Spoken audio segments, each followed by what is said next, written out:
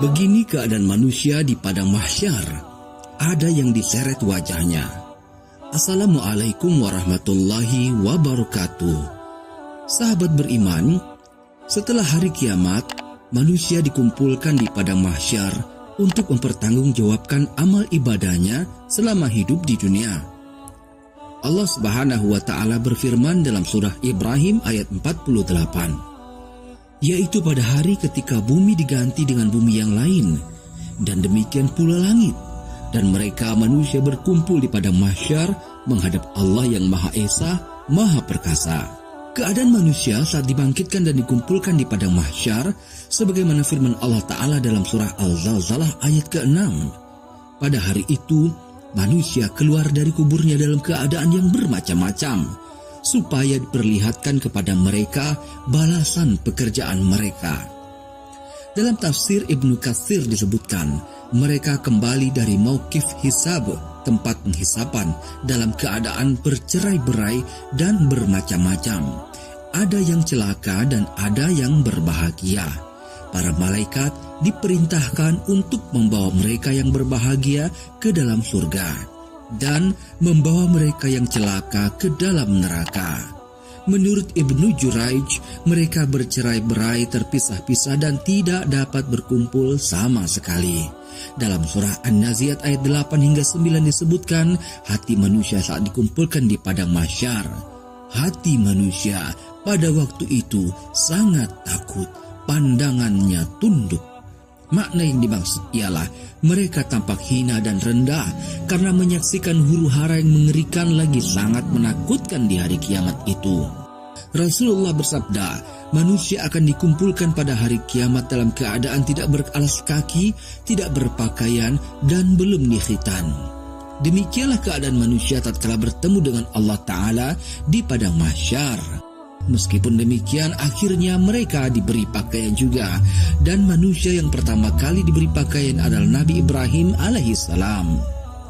Rasulullah Shallallahu Alaihi Wasallam bersabda, sesungguhnya orang pertama yang diberi pakaian pada hari kiamat adalah Nabi Ibrahim. Manusia digiring kepada mahsyar dengan berbagai kondisi yang berbeda-beda sesuai dengan amalnya. Ada yang digiring dengan berjalan kaki, sebagaimana dikabarkan oleh Rasulullah dalam hadis Al-Bukhari, sesungguhnya kalian akan menjumpai Allah dalam keadaan tidak beralas kaki, tidak berpakaian, berjalan kaki, dan belum dikhitan. Ada juga yang berkendaraan, namun tidak sedikit yang diseret di atas wajah-wajah mereka. Rasulullah bersabda dalam hadis riwayat At-Tirmizi, sesungguhnya kalian akan dikumpulkan ke padang mahsyar dalam keadaan berjalan, dan ada juga yang berkendaraan, serta ada juga yang diseret di atas wajah-wajah kalian.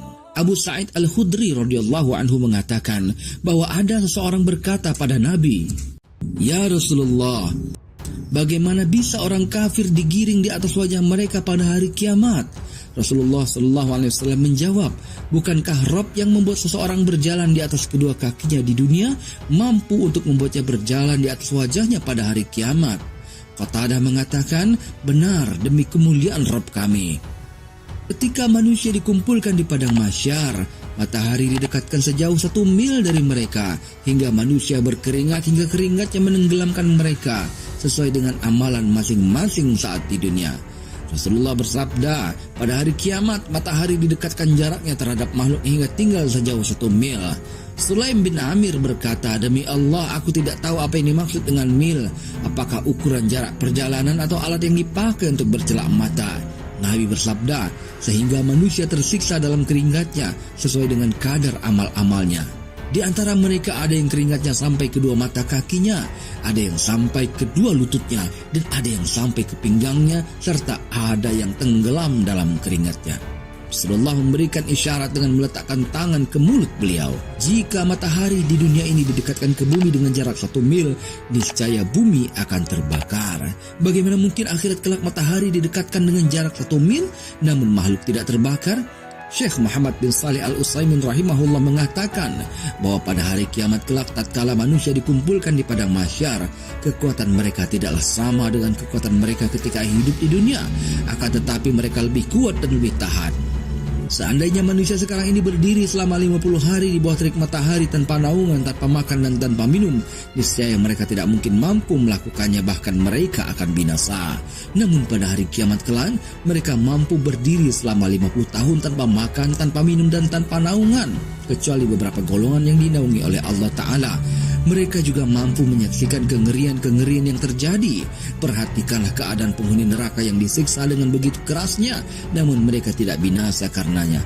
Allah Ta'ala berfirman, setiap kali kulit mereka hangus, kami ganti kulit mereka dengan kulit yang lain, supaya mereka merasakan azab. Wallahu a'lam bishawab.